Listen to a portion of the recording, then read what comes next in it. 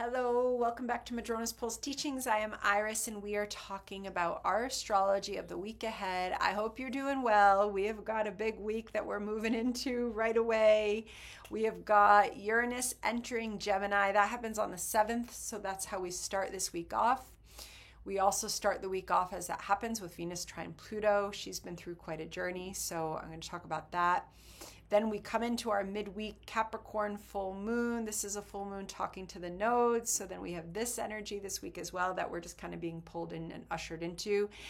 And that then gives way to Saturn stationing retrograde, which we close our week out with on the 12th or 13th. It depends where you are in the globe.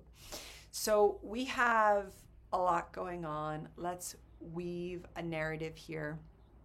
So Uranus. Now, I have a video on Uranus and Gemini that's really pulling up, some of the threads of working with this transit, but this is a big shift because this signals the ending of a 7-year cycle and the beginning of a new 7-year cycle. As Uranus comes into Gemini, we are moving with the Great Awakener, the archetype that calls us to radical authenticity, an authenticity that archetypally wants to be linked to the evolution of humanity.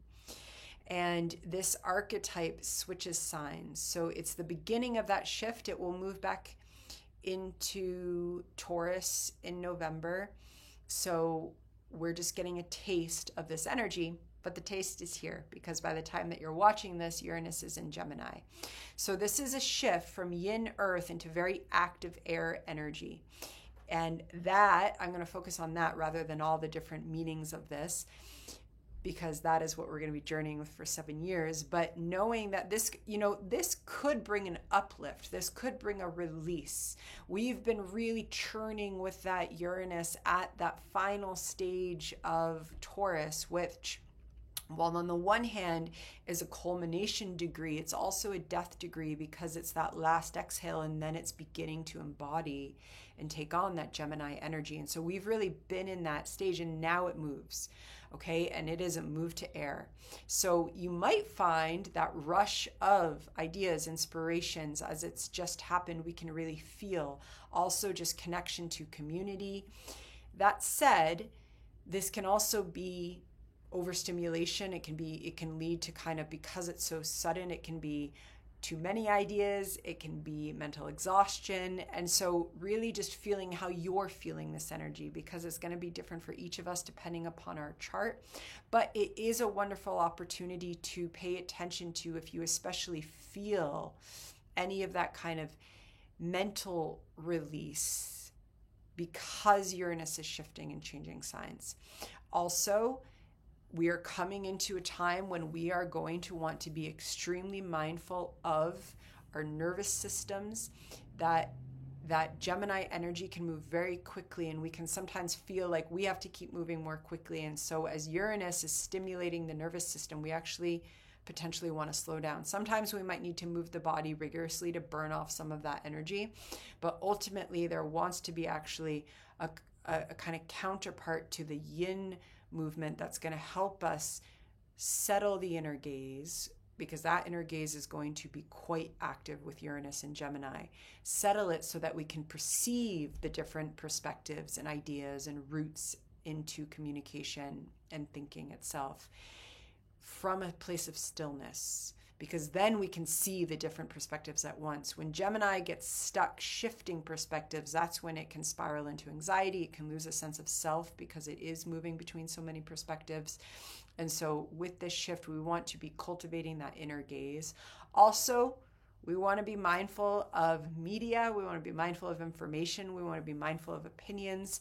We want to just begin putting those practices in place in our lives, because we are entering a new era of this Uranian Gemini energy. There's lots out there on this. There's also lots that is looking at kind of historical cycles of Uranus and Gemini. I just want to put out there that instead of, these cycles being a spiral, as being a circle that's kind of just repeating the same, we really want to invite the spiral that is helping us to evolve and transform and create new experiences of what Uranus in Gemini means, especially from that wakeful place.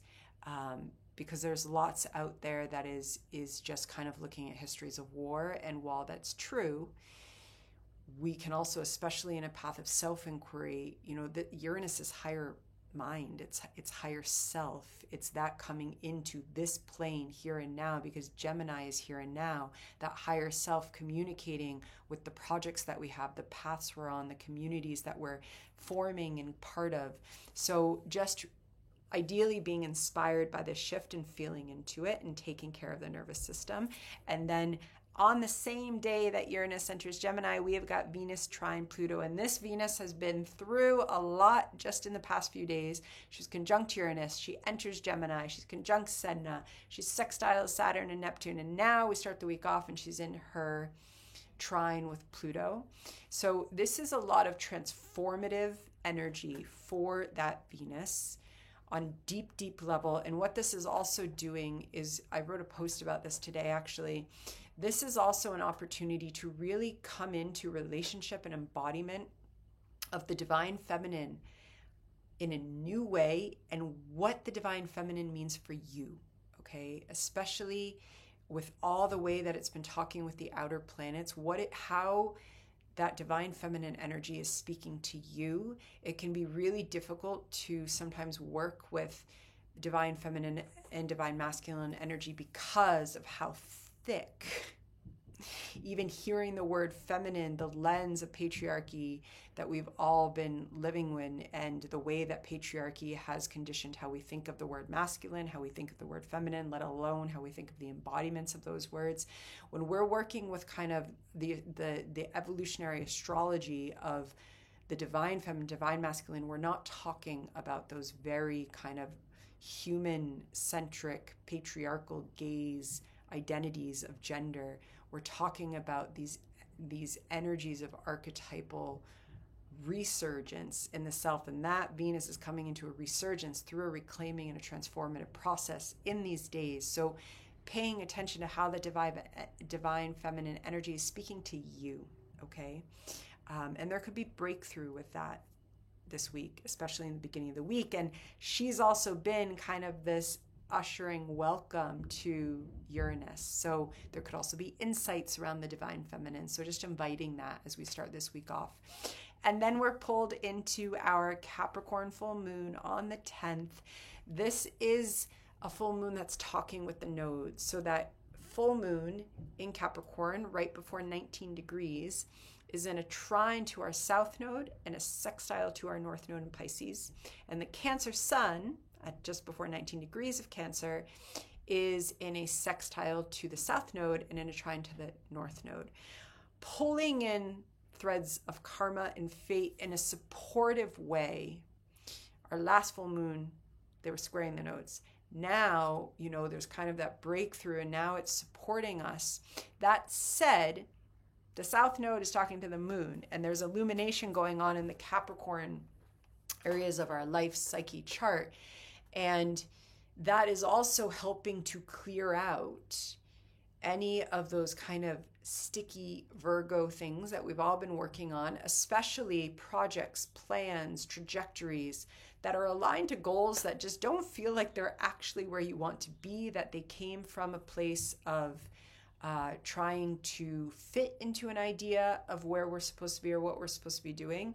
You might get some insights around how to let that go so that you can truly find the path that is connecting you to your elder wisdom, which is what Capricorn is ultimately about. Capricorn is this boundary between what is known and unknown, and how that boundary wants to be embodied and then go into our goals, how we show up in this life, how we organize, ideally, societies and ourself within society. And this, speaking with the South Node and also just the astrology of right now, might really give us some illumination of how we can just be really letting go of these identities that have been constructed by power over paradigms that we all, it's impossible not to bring it into us. And they can be so subtle in the way that we dream up a business plan, in the way that we dream up of our next stage. And, and it's like This wants to let that go so that we can also claim the beautiful energy of Virgo in that kind of effort to sanctify this earthly experience. But if it's sanctifying the earthly experience, it is not doing that by attaching itself to any ideas of perfectionism, of ideologies that come from power over, and then how we try and perform perfectionism within those ideologies. It's exhausting. It causes a lot of anxiety and burnout and confusion. And this wants to let that go so that we can really come into that kind of more old wisdom, elder crone energy that is Capricorn and is the yin earth energy that is tapped into earth cycles, that is tapped into sacred wisdom. And that sacred wisdom wants to speak with this full moon. So we want to listen up. And then we move into, speaking of that wisdom, the ruler of that Capricorn moon, Saturn, stations retrograde on the 12th or 13th. It depends where you are. This is very important. This is coming just after Neptune stationed retrograde on the 4th in Aries, and now we have Saturn stationing retrograde in Aries. So this has several layers of meaning. I will make another video just on this retrograde phase because it is a very powerful phase. And it has to do with their cycle together and the fact that they are starting a new cycle through the zodiac and what this is offering humanity at this time. So the fact that we have fully entered this retrograde of both Neptune and Saturn by the end of this week is very significant. As we move through the week, however, Saturn is stationing retrograde, so we could feel this energy all week, especially as we get closer to the 12th and 13th. Now, this is Saturn stationary retrograde in Aries, so this can bring stuff up. You know, Saturn, we can meet limits, we can get triggered. Aries can get a little ragey if it gets triggered. If you get a little ragey, it is in the retrograde motion in that time, in these days, wonderful to step sideways and really try and be honest with, you know, probably there's something going on in the grocery store when it happened or at work. And yes, there's something in that situation, but is it pulling up a thread within the self that actually speaks to some leftover anger about the pattern that's being played out in this present moment that is from something much older? And if there is that, this is the retrograde is a wonderful time to witness that and really kind of first own why that anger is there. Allow it. Also see if there's any wounding underneath the anger, because usually anger has a wound underneath it. And if there is, we want to witness that and be compassionate with ourselves. And then, like, I just got a breath just feeling into describing this process, right? Because as we do that, then the intensity of the present situation can sometimes dissipate. Sometimes it can go away. It doesn't mean that that situation wasn't annoying, but it doesn't have to hold some of that heaviness when those things are coming up. And in this Saturn, those types of things could come up within the self. So that can be a practice to kind of begin witnessing and then also releasing, because when the self is offering the compassion, that's when the healing happens. And that's when we can let some stuff go. And we want to let stuff go with this retrograde in a very, very deep way, because we are birthing new selves and we do not need to take the resentment and the anger forward, especially from the old stuff. So some of that could come up.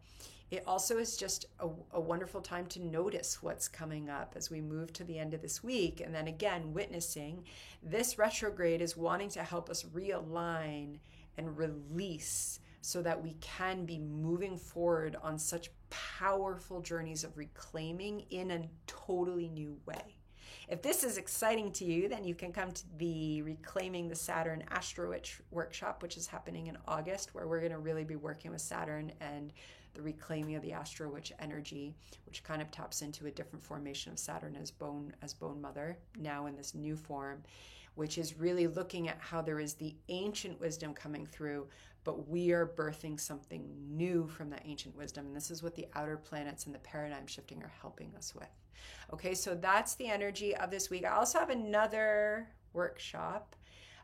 This one is Astro Witching Our Way Through Healing. This is a workshop that I'm offering by donation for survivors. Okay, it's a kind of holding that space for survivors in the way that astro witching, which is my language for how evolutionary and embodied astrology can become part of this kind of reclaiming and healing of our witchy ways that so many of us have journeyed with, having dire consequences of repressed within us, and that energy wants to be free and be doing its thing, i.e. we want to be doing our thing.